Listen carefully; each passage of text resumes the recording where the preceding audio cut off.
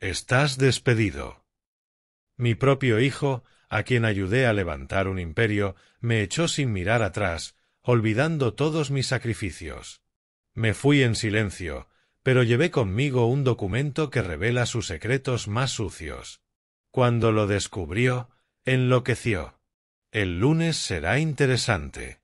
Antes de continuar, suscríbete al canal y escribe en los comentarios qué hora es donde te encuentras ahora. Los informes financieros cayeron sobre el escritorio de vidrio de Douglas con un golpe suave que resonó en su oficina del piso 47. Observé cómo sus dedos se congelaban sobre el teclado, los hombros tensos bajo su chaqueta de traje impecablemente entallada. El sol de la tarde proyectaba sombras duras en el espacio minimalista, resaltando cada borde de acero y cada superficie pulida. Douglas, estos números no cuadran. Los inversionistas podrían. No levantó la vista. No de inmediato. Siguió tecleando, cada pulsación medida, deliberada, como si yo no estuviera allí.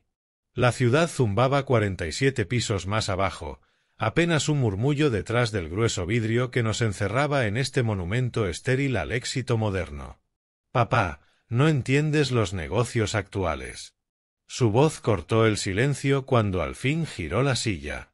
Tus métodos están obsoletos, tienen 20 años de antigüedad. Mantuve mi expresión neutral, aunque algo frío se asentó en mi pecho. 40 años de levantar empresas, de sobrevivir a crisis económicas y desplomes del mercado, reducidos a métodos pasados por boca de mi propio hijo. Acomodé los papeles, organizándolos con la precisión de siempre. Yo construía compañías cuando tú todavía. ¿Cuándo yo qué? Douglas se levantó de golpe. Su taza de café golpeó contra el vidrio del escritorio. El líquido oscuro se esparció sobre las proyecciones trimestrales, manchando los documentos inmaculados. Cuando eras un niño. Papá, ya no soy un niño. Y no necesito una niñera. El café goteaba lentamente hacia el piso de mármol. Cada gota marcaba el tiempo en este espacio extraño y hostil que alguna vez había sido terreno compartido. Douglas me dio la espalda, con las manos apoyadas en los ventanales de piso a techo, contemplando las aguas gris acero del lago Michigan. Estas proyecciones para los inversionistas muestran factores de riesgo que podrían. ¿Qué podrían qué? No giró la cabeza. Podrían arruinar todo lo que he construido. Podrían destruir la visión que tú nunca entendiste. Recogí los papeles manchados de café, mis movimientos deliberadamente serenos. 20 años atrás, cuando Grand Vintage se ahogaba en deudas, Douglas había suplicado por mi ayuda. Fueron $20,000 de mis ahorros de retiro los que mantuvieron viva a esta empresa. Y ahora, ese mismo joven desesperado se erguía frente a mí, desechando décadas de experiencia como si fueran periódicos viejos. Las proporciones de apalancamiento en estos derivados están calculadas perfectamente para lograr el máximo crecimiento, dijo, con el reflejo de determinación fría en el cristal. Tú ves riesgo donde yo veo oportunidad. Esa es la diferencia entre tu generación y la mía. El silencio se extendió entre nosotros, interrumpido solo por el murmullo distante del tráfico en Chicago y el goteo constante del café sobre el mármol. Doblé los documentos manchados y los deslicé dentro de mi portafolio, con movimientos mecánicos, antiguos. Douglas permaneció de espaldas, su reflejo en la ventana convertido en un extraño con ropa cara. El joven que alguna vez pasaba noches enteras aprendiendo modelos financieros conmigo había desaparecido, reemplazado por un ejecutivo confiado que veía a su padre como un obstáculo a eliminar. Revisaré estas proyecciones con el equipo de cumplimiento, dije en voz baja. Haz lo que creas necesario. Su tono fue definitivo, una despedida envuelta en cortesía corporativa.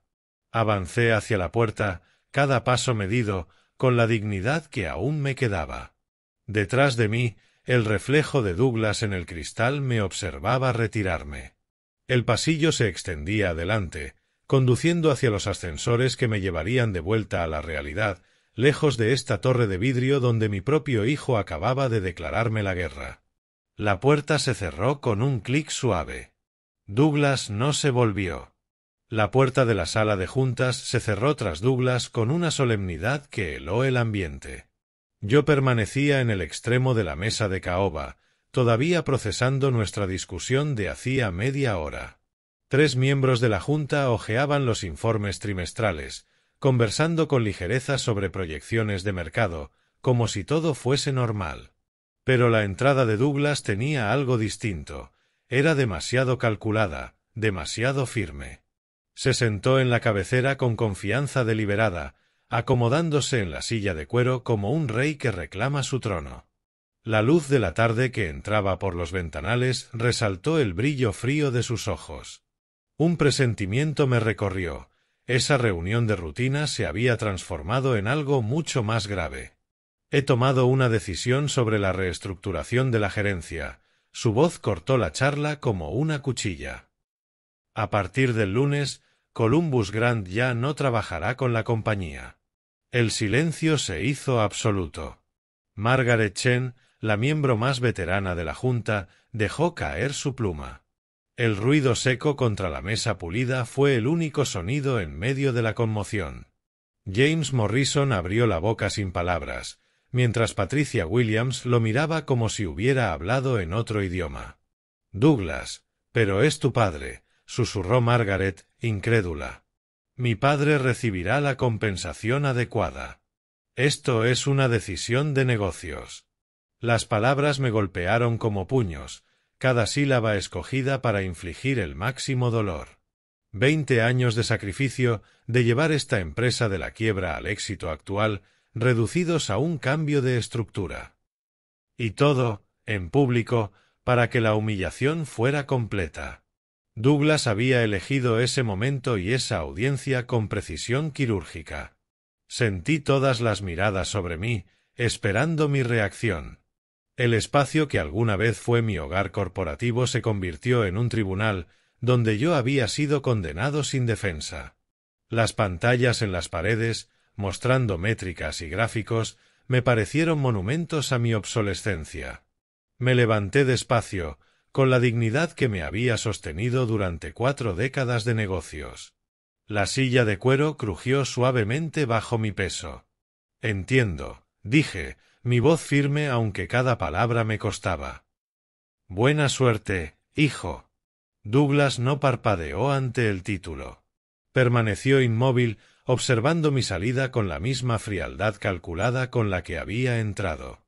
Los miembros de la junta evitaron mi mirada, testigos incómodos de un drama familiar que nunca esperaron presenciar en su santuario profesional. El pasillo se abrió frente a mí, alejándome de 20 años de mi vida. Tras de mí, la sala quedó en un silencio sepulcral. Mis pasos resonaban contra el mármol, cada uno alejándome más de la empresa que había salvado, empujándome hacia un futuro incierto dictado por mi propio hijo. Presioné el botón del ascensor. Sus luces brillaban suavemente. Cuando las puertas se cerraron, alcancé a ver un último destello de la sala de juntas. Douglas, inmóvil en la cabecera, triunfante en su golpe corporativo. Al cerrar la puerta de mi oficina con un clic suave, por fin tuve la privacidad que necesitaba. Mis manos temblaron levemente al dejar el portafolio en el escritorio, la primera grieta en la compostura que había mantenido durante toda la ejecución pública de mi carrera.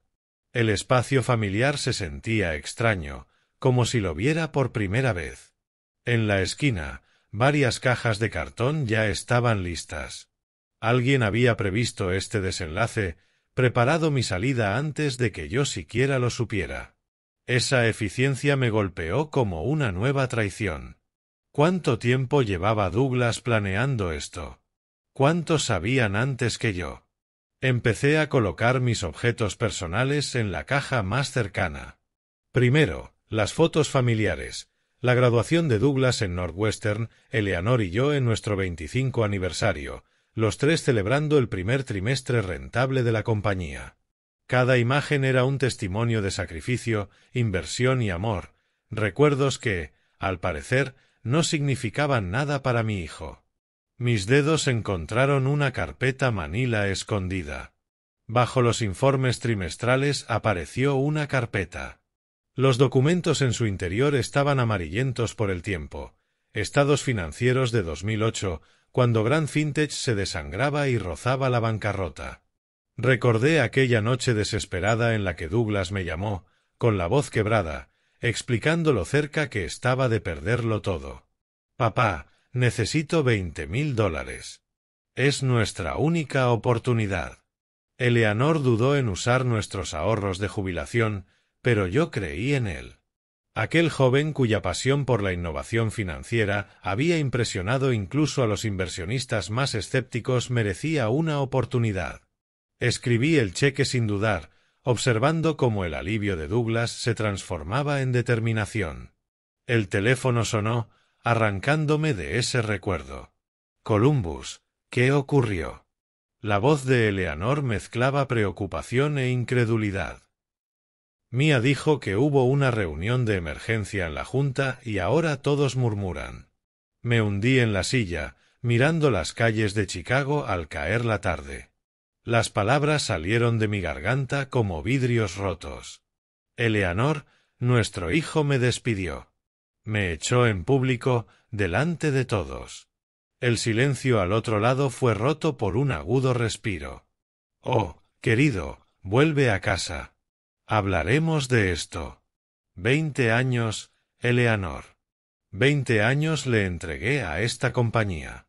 Seguí empacando con una mano libre, envolviendo en papel de seda un pequeño premio de bronce. ¿Recuerdas cuando hipotecamos la casa para cubrir la nómina durante la recesión? ¿Cuándo trabajé 16 horas diarias para recuperar la confianza de los clientes tras el colapso del mercado? Lo recuerdo todo, dijo ella con suavidad. Tú salvaste esta empresa más de una vez. Los documentos de 2008 se extendían sobre mi escritorio como pruebas en un juicio apenas iniciado. Mis $20,000 habían sido el puente que permitió a Douglas llegar a inversionistas mayores. Mis contactos, mi reputación, mis décadas de relaciones en la industria le abrieron puertas que él solo nunca habría tocado. Lo llamó una decisión de negocios. Continué, ordenando los papeles con una determinación creciente. Reestructuración, dijo. Como si 20 años de sociedad, de mentoría, pudieran desecharse como equipo obsoleto. Vuelve a casa, repitió Eleanor. Lo resolveremos juntos. Mientras caía la noche sobre Chicago, permanecí en mi oficina rodeado de cajas que contenían las reliquias de toda una vida profesional. La traición ardía en mi pecho, pero debajo de ese dolor comenzó a formarse otra cosa, una determinación silenciosa, intensa. Los documentos de 2008 contaban una historia que Douglas había olvidado. Pero yo recordaba cada sacrificio, cada riesgo, cada momento en que mi experiencia y mis recursos habían salvado su visión. El juego que había iniciado ese día se jugaría con reglas que él jamás había aprendido. Colgué el teléfono, dejando atrás la voz de Eleanor, y me quedé solo en la oscuridad creciente de la oficina. El círculo cálido de luz de la lámpara parecía el último refugio en un mundo de repente hostil. Presioné el interruptor de latón y el escritorio se inundó de un resplandor amarillo que hacía brillar los papeles como pruebas en una sala de juicios. La carpeta Manila, marcada Crisis Financiera 2008 personal, estaba sepultada bajo informes que nunca terminaría de revisar. Mis dedos recorrieron la escritura desvaída, mi propia caligrafía de hacía 17 años, cuando la desesperación tenía otro rostro, una voz más joven suplicando salvación. Dentro, los comprobantes bancarios contaban su propia historia, $20,000. Nuestros ahorros enteros drenados en una sola transacción. La firma reacia de Eleanor aparecía junto a la mía en la autorización de retiro, su letra cuidadosa revelando la angustia que trató de esconder en aquellas conversaciones nocturnas en la cocina. Si no me ayudas, lo perderé todo. La voz de Douglas resonó en mi memoria, mientras sostenía su plan de negocios original. Las anotaciones desesperadas cubrían los márgenes. Cálculos, proyecciones, promesas escritas con la mano temblorosa de un hombre al borde de la ruina. Las manchas de lágrimas ya se habían secado, pero yo recordaba cómo se quebró su voz aquella noche.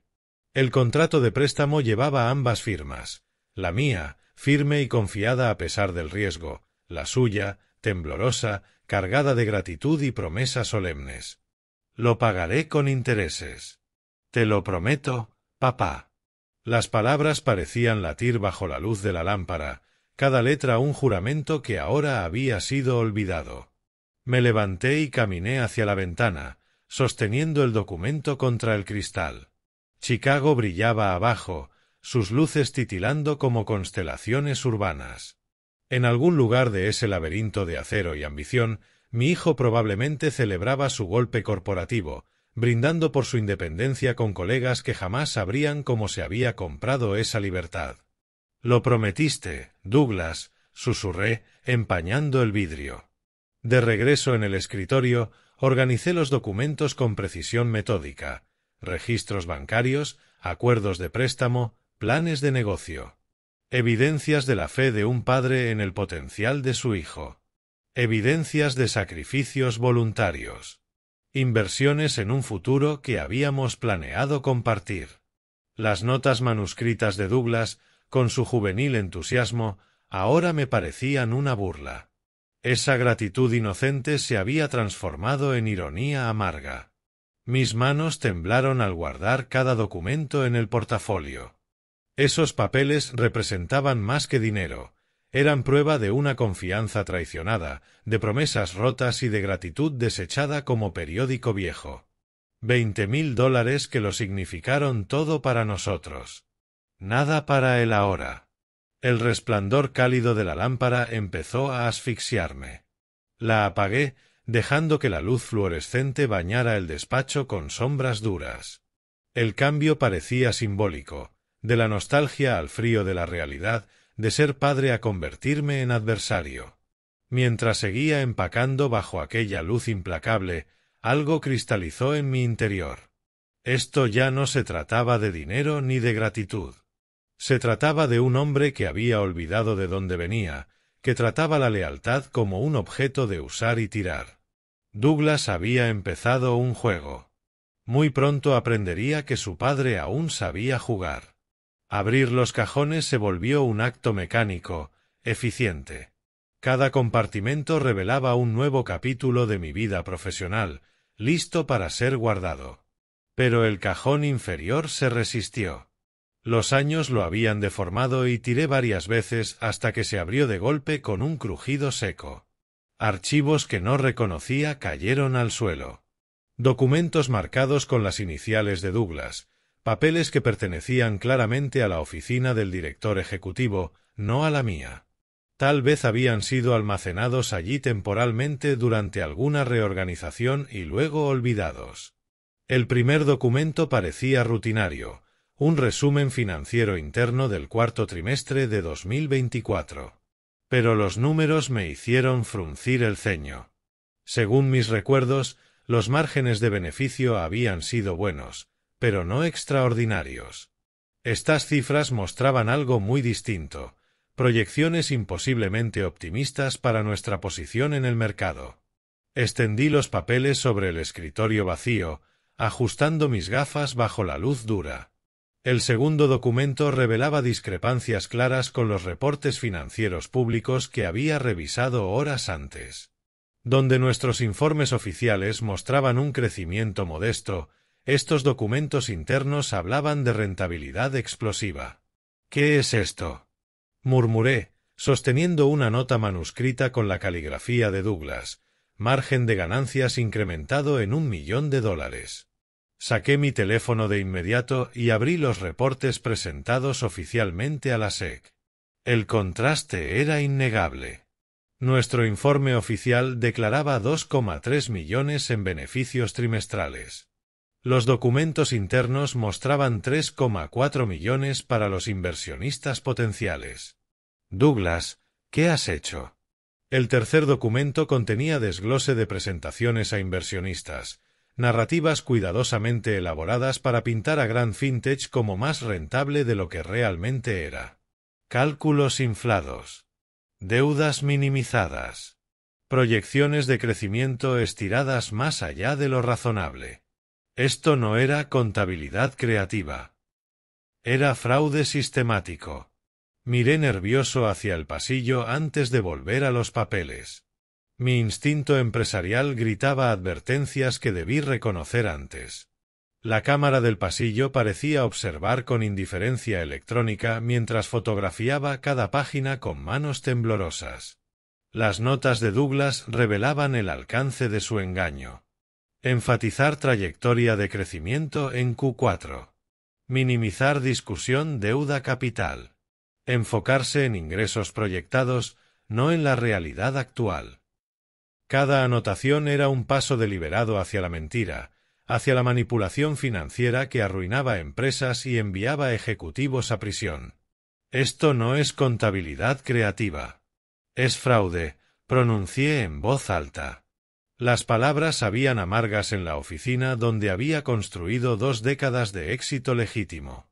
El último documento era una línea de tiempo, el plan de Douglas para asegurar grandes inversiones basándose en estas proyecciones infladas. Planeaba presentarlas a instituciones en cuestión de semanas, obteniendo millones sobre una base de mentiras. Mi hijo no era solo arrogante e ingrato. Era un criminal dispuesto a engañar a inversionistas inocentes para alimentar su ambición. El joven que una vez lloró agradecido en nuestra cocina se había transformado en un hombre que no reconocía, alguien capaz de destruir vidas para lograr sus objetivos. Guardé cada documento con cuidado en mi portafolio, junto a los papeles de 2008 que contaban una historia muy distinta. Entonces, un hijo suplicando ayuda. Ahora, un hijo criminal incapaz de distinguir entre ambición y robo. De pie en la puerta de mi oficina, miré hacia el pasillo oscuro que conducía al despacho distante de Douglas. La decisión moral se había vuelto cristalina. Esto ya no era un asunto de lealtad familiar. Se trataba de lo correcto contra lo incorrecto, de proteger a los inversionistas de la codicia de mi hijo. El pasillo se extendió mientras caminaba con paso firme hacia los ascensores, portafolio en una mano y una caja de objetos personales en la otra. Mis pasos resonaban en el mármol del edificio casi vacío, cada eco alejándome de 20 años de mi vida y acercándome a un futuro incierto que apenas empezaba a vislumbrar. De pronto, la puerta de la oficina de Douglas se abrió inesperadamente frente a mí, deteniéndome en seco. Salió cargando carpetas, probablemente para reuniones de fin de semana. Su traje seguía impecable a pesar del largo día. Ninguno de los dos había planeado ese encuentro, pero su presencia parecía inevitable, una confrontación final antes de abandonar el edificio para siempre. Se colocó directamente en mi camino, bloqueando el acceso a los ascensores. Me detuve con respeto, pero sin apartarme, manteniendo la dignidad que me había acompañado durante 40 años de negocios. Sus ojos se posaron en la caja que llevaba en brazos, brillando con una fría satisfacción, como si mis pertenencias empacadas confirmaran su victoria. Luego, con gesto teatral, miró su costoso reloj, mostrando una impaciencia calculada, como recordándome cuál era ahora mi nuevo lugar.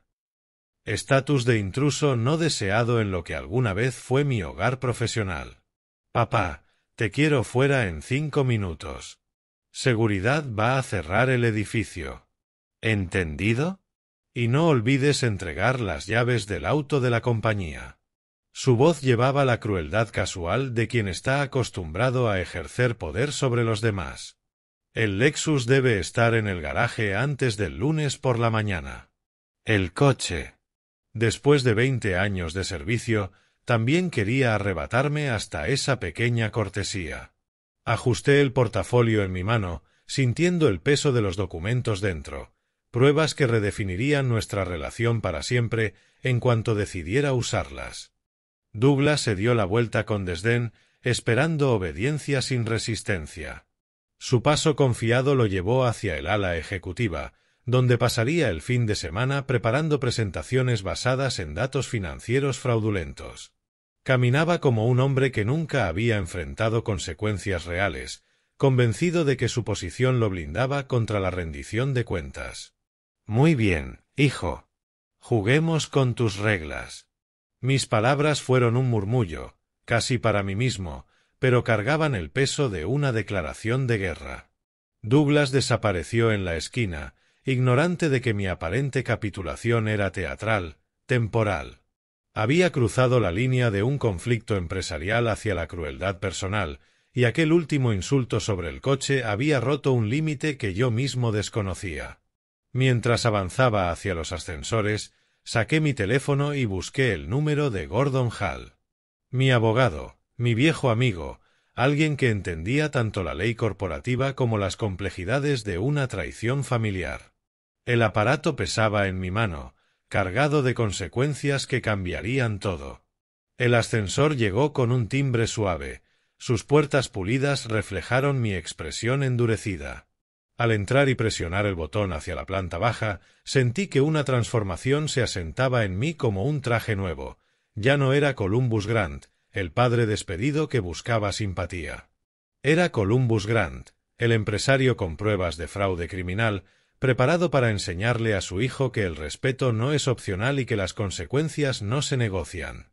El ascensor descendió suavemente, llevándome hacia un futuro en el que la lealtad familiar quedaría en segundo plano frente a la justicia.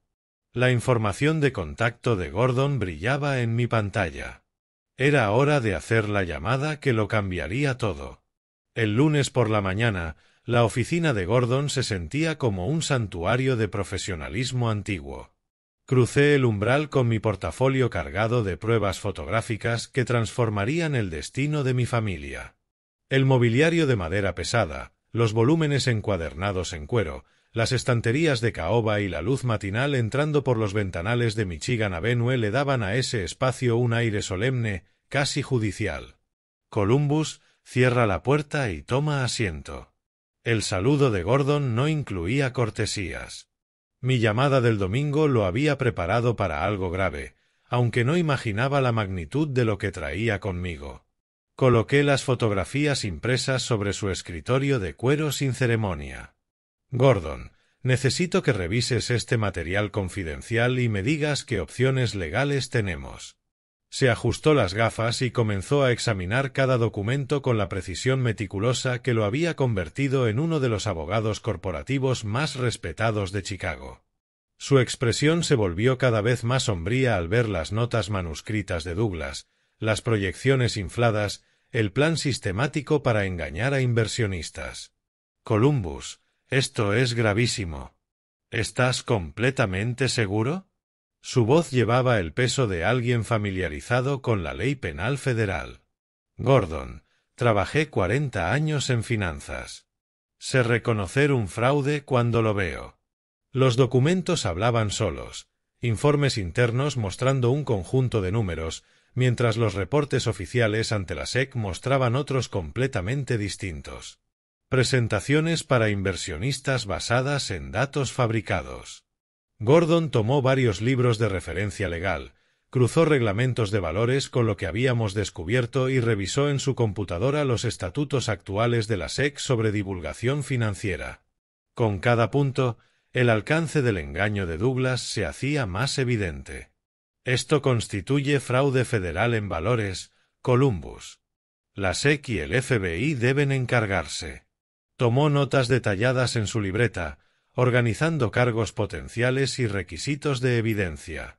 Las sanciones son severas: prisión significativa, multas millonarias y la inhabilitación permanente para dirigir una empresa. ¿Qué debo hacer? Primero, presentamos una denuncia anónima como whistleblower ante la SEC. Después, según su respuesta, podrías tener que cooperar con una investigación federal. Guardó copias de la evidencia en la caja fuerte de su despacho, siguiendo los protocolos. Existen protecciones para denunciantes, pero seguramente requerirán tu testimonio si se presentan cargos. Me explicó la línea de tiempo. Las agencias federales se mueven despacio, pero con rigor. El proceso podía tardar semanas o meses, pero la documentación de Douglas era exactamente lo que necesitaban para una condena sólida. Sabes que esto destruirá su carrera para siempre. La pregunta de Gordon llevaba el peso de la amistad, del consejo legal y del reconocimiento de lo que esto significaba para nuestra familia. Una vez que se presentaran cargos federales, no habría vuelta atrás. Pensé en el rostro preocupado de Eleanor, en aquel joven que alguna vez lloró agradecido en nuestra cocina, y en el arrogante ejecutivo que me había humillado en público días atrás. Las pruebas sobre el escritorio contaban la historia de un hijo que había olvidado la diferencia entre ambición y crimen. Agenda la reunión con el FBI, Gordon. Algunas lecciones solo se aprenden por las malas. El martes por la tarde crucé la seguridad del edificio federal con la precisión nerviosa de alguien que entra en territorio desconocido. Detectores de metal, verificación de identificación, guardias con insignias. Todo transmitía autoridad institucional y hacía mi misión tan oficial como irreversible. La agente Ramírez había fijado nuestra reunión para las 2 de la tarde, tras revisar mi denuncia preliminar presentada esa mañana. La oficina del FBI ocupaba varios pisos del edificio, con mobiliario estándar y banderas americanas que impregnaban el ambiente de seriedad. Ramírez, una mujer de unos 40 años, con la firmeza de quien lidia con crímenes financieros complejos, me escoltó a una sala equipada con grabadoras. Señor Grant, quiero explicarle el procedimiento antes de comenzar. Esta entrevista será grabada, y tiene derecho a que su abogado esté presente. Usted está aquí de manera voluntaria para proporcionar información sobre posibles delitos federales. Asentí, ya preparado tras hablarlo con Gordon. La carpeta Manila con mis pruebas reposaba entre nosotros como un puente entre la sospecha y la certeza, entre la lealtad familiar y la justicia. Estas acusaciones contra su hijo son muy graves, señor Grant. Necesito que me explique exactamente cómo descubrió esta evidencia. Agente Ramírez, los hechos hablan por sí mismos. Abrí la carpeta y presenté cada documento con orden, explicando el contexto de su hallazgo, mientras ella fotografiaba y catalogaba todo: las proyecciones infladas, las presentaciones falsas a inversionistas, las notas manuscritas que documentaban la intención deliberada de engañar. Cada pieza añadía peso al caso federal. Me interrogó sobre mi experiencia, mi relación con Douglas y mi conocimiento de las operaciones de Grand Vintage. Mis 40 años en el sector me daban credibilidad, y mi inversión personal en 2008 mostraba mi acceso y motivos. Necesitaremos tiempo para verificar independientemente estas acusaciones. Guardó los documentos en bolsas de evidencia, siguiendo los protocolos de cadena de custodia. Durante nuestra investigación no puede contactar al implicado ni discutir esto con nadie, salvo su abogado. Entendido. Estoy preparado para cooperar plenamente.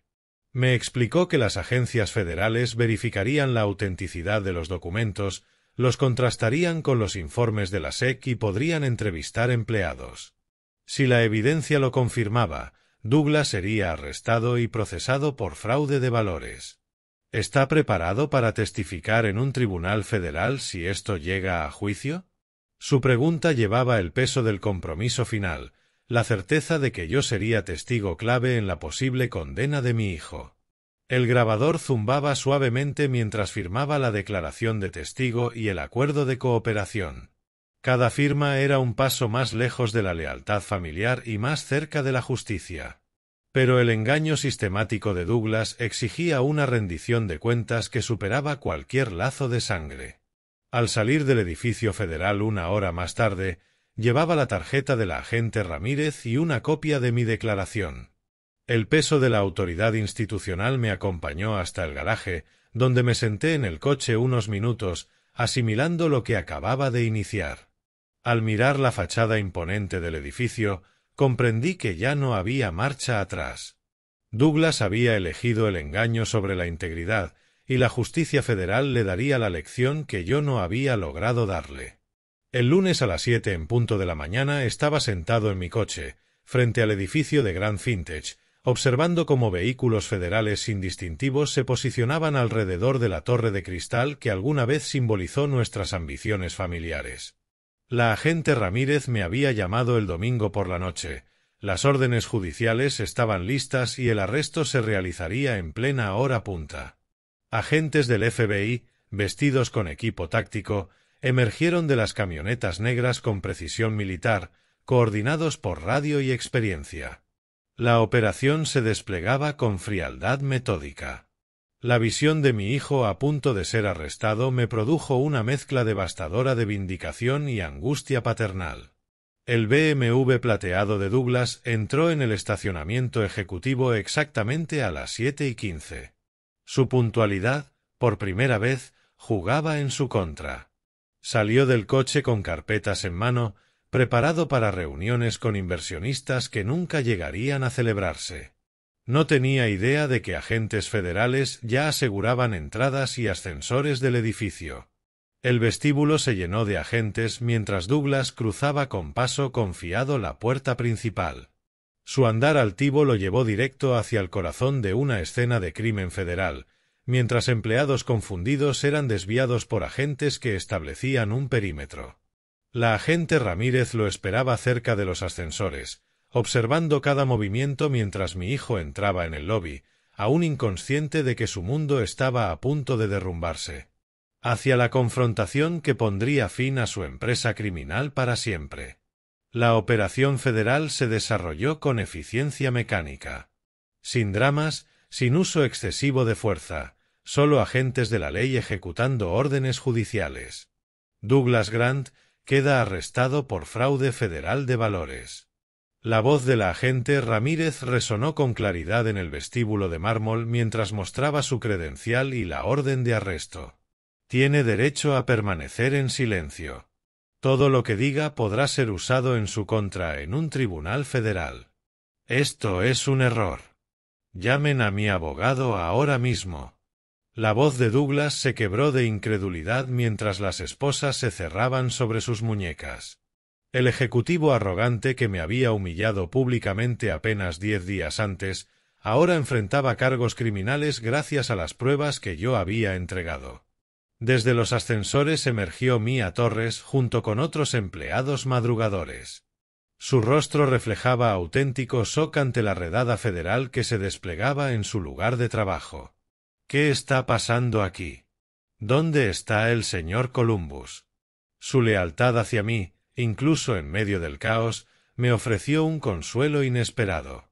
Investigación federal por fraude financiero, señora, respondió un agente con profesionalidad y firmeza, sin dar más detalles sobre el proceso en curso.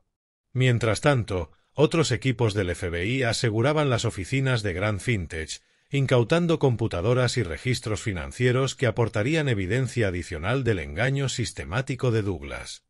La meticulosidad del procedimiento transformó nuestro antiguo lugar de trabajo en una escena de crimen documentada. Desde mi lejana posición, observé cómo Douglas era escoltado con esposas por el vestíbulo. Su traje caro y su porte confiado habían sido reemplazados por la cruda realidad de la acusación criminal. La caminata esposado hacia la salida de cristal probablemente aparecería en los noticieros de la tarde, completando su humillación pública. Las camionetas de prensa comenzaron a llegar a medida que se difundía la noticia, sus cámaras capturando el arresto de un empresario prominente de Chicago acusado de fraude. Durante días, la historia dominaría los titulares financieros, una advertencia sobre la codicia corporativa y el largo alcance de la justicia federal. Cuando vi a Douglas desaparecer dentro del vehículo de transporte, encendí mi coche y conduje lentamente lejos de la escena. La justicia se había cumplido, pero contemplar el arresto de mi hijo me produjo una compleja mezcla de satisfacción y dolor. La vindicación se sentía vacía, opacada por la certeza de que nuestra familia jamás se recuperaría de lo ocurrido esa mañana. La investigación de la agente Ramírez había avanzado con rapidez, de la revisión de pruebas a la orden de arresto, demostrando que la arrogancia de Douglas finalmente había encontrado consecuencias que no podía manipular ni esquivar. El sistema federal no toleraba el fraude de valores, sin importar los lazos familiares ni los privilegios ejecutivos. 2 meses después del arresto, crucé los detectores de metal del Tribunal Federal para enfrentar el día más difícil de mi vida.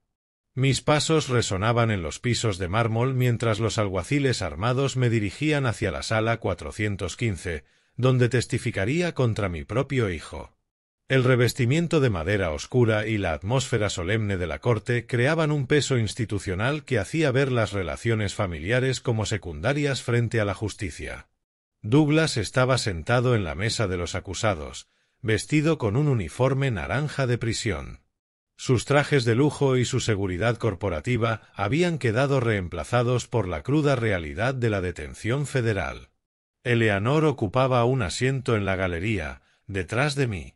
Vestida con sobriedad, llevaba en el rostro el peso de una madre obligada a ver cómo su familia se desmoronaba. «Por favor, levante la mano derecha».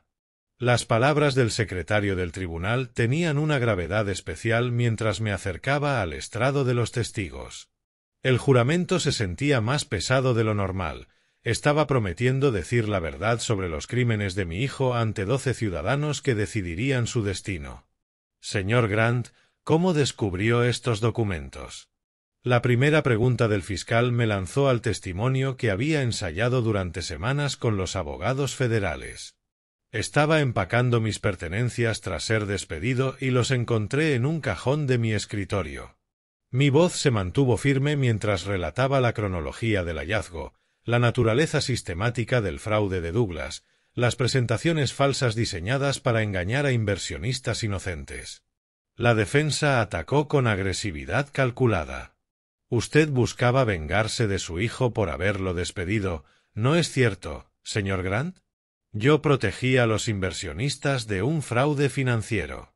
Cada pregunta ponía a prueba mi resistencia, pero 40 años en los negocios me habían enseñado a separar la emoción del hecho, el dolor personal de la responsabilidad profesional. Douglas me observó durante todo el testimonio, con una mezcla de incredulidad y traición en su mirada. El mismo joven que una vez me rogó ayuda, ahora veía cómo su padre aportaba las pruebas que lo enviarían a prisión. Eleanor secaba sus lágrimas con pañuelos, llorando tanto por el dolor de su esposo como por las elecciones de su hijo. El jurado deliberó durante 3 horas. Yo aguardaba en el pasillo del tribunal, tratando de procesar lo que significaba haber declarado contra mi propio hijo. Cuando regresaron, sus rostros reflejaban el peso de una decisión que cambiaría vidas para siempre. ¿El jurado ha llegado a un veredicto?, preguntó el juez Morrison. Sí, su señoría. La voz del portavoz fue clara, decisiva. En todos los cargos de fraude de valores, conspiración y fraude electrónico, declaramos culpable al acusado. El rostro de Douglas se desplomó al escuchar el veredicto. Su abogado puso una mano en su hombro mientras los alguaciles se preparaban para escoltarlo de vuelta a detención. Los sollozos de Eleanor llenaron el silencio de la sala, pero no se movió para consolar al hijo que había provocado todo aquello. Al salir del tribunal, los reporteros gritaban preguntas. Yo mantuve la dignidad que me había sostenido durante todo el proceso. Gordon me esperaba junto a su coche, listo para llevarme lejos de la escena donde la justicia había hablado al fin. El precio había sido más alto de lo imaginado, pero mi hijo era ahora oficialmente un criminal condenado. Y yo había sido el testigo que lo hizo posible. La audiencia de sentencia en julio tuvo un aire distinto al juicio, más solemne, más definitivo, cargado del peso de consecuencias que ya no podían apelarse. El juez Morrison revisó los informes previos a la sentencia mientras Douglas permanecía de pie con grilletes, visiblemente más delgado tras 3 meses en prisión. Su arrogancia finalmente rota por la realidad. 7 años en prisión federal, restitución de $2,3 millones a los inversionistas defraudados. La sentencia resonó con precisión mecánica. El acusado entregará todos sus bienes y quedará inhabilitado de manera permanente para ocupar cargos corporativos. Los alguaciles se lo llevaron sin mirar atrás ni a Eleanor ni a mí. Su esposa salió del tribunal inmediatamente, sin responder a los reporteros que preguntaban sobre su divorcio y la custodia de los niños. La familia que había conocido durante 42 años había dejado de existir oficialmente. Más tarde, al pasar frente a la mansión de Douglas, vi el cartel de vendido clavado en el césped perfectamente cuidado. Los agentes inmobiliarios habían liquidado sus bienes para cubrir la restitución. La casa, los autos, los portafolios de inversión, todo lo acumulado durante su éxito fraudulento ahora pertenecía a sus víctimas. Esa noche, Eleanor me esperaba en la mesa de la cocina, su rostro marcado por el agotamiento de haber visto la destrucción completa de nuestro hijo. ¿Valió la pena perderlo para siempre?, preguntó, aunque su tono transmitía aceptación más que reproche. La justicia se cumplió, respondí, aunque las palabras me parecieron insuficientes frente a la complejidad de nuestra realidad. Mientras tanto, Douglas se adaptaba a la rutina de una celda de concreto, compartiendo espacio con un compañero que escuchaba sus quejas amargas sobre la traición familiar. El ejecutivo que alguna vez dirigió salas de juntas ahora hacía fila en la cafetería de la prisión y obedecía a los guardias, aprendiendo lecciones de respeto y consecuencias con 20 años de retraso. Sus hijos aprendieron que ya no podían visitar a papá en su nuevo hogar. Su madre, avanzando con eficacia en el divorcio, les explicó que su padre había tomado decisiones muy malas y estaría lejos por mucho tiempo. Los nietos que quizá nunca volvería a ver se habían convertido en víctimas colaterales de la arrogancia criminal de Douglas. La cobertura mediática se desvaneció con el tiempo, pero la comunidad empresarial no olvidó el escándalo de Grand Vintage, una lección sobre empresas familiares y supervisión ejecutiva. Mi nombre aparecía en artículos como el del padre denunciante que eligió la justicia sobre la lealtad. Un rol que nunca quise, pero que no pude evitar. Los registros penitenciarios listaban a Douglas Grant, interno 47821, cumpliendo 7 años por fraude de valores. Su celda contenía una cama estrecha, un pequeño escritorio y un inodoro. Un contraste brutal con la suite ejecutiva desde la que había dirigido sus crímenes. El hombre que una vez despidió a su padre ahora dependía de guardias federales para cada privilegio básico. Esa noche, acostado en mi propia cama, reflexioné sobre el camino que había llevado desde la humillación pública hasta convertirme en testigo federal. Eleanor dormía tranquila a mi lado, habiendo hecho las paces con nuestras decisiones y sus consecuencias. La arrogancia de Douglas le había costado todo, mientras que mis principios habían protegido a cientos de inversionistas inocentes. El precio de la justicia fue más alto de lo esperado, pero algunas lecciones solo podían aprenderse a través de consecuencias que no se podían negociar, apelar ni ignorar. La prisión federal le daría a Douglas 7 años para meditar la diferencia entre ambición y criminalidad. Una tarde de agosto, la luz cálida se filtraba en nuestro jardín mientras colocaba sillas para la reunión que Gordon había sugerido, una celebración discreta de la vindicación, rodeados de amigos que habían confiado en mi integridad durante toda la prueba. Eleanor iba y venía entre la cocina y el patio, preparando la comida con la satisfacción de una mujer cuyo esposo había sido públicamente reivindicado. Las luces colgantes entre los robles maduros creaban un ambiente acogedor, como si la vida normal regresara tras meses de procesos federales y traumas familiares. Velas de citronela mantenían alejados a los mosquitos, proyectando sombras suaves sobre nuestra modesta pero bien cuidada casa en Oak Park.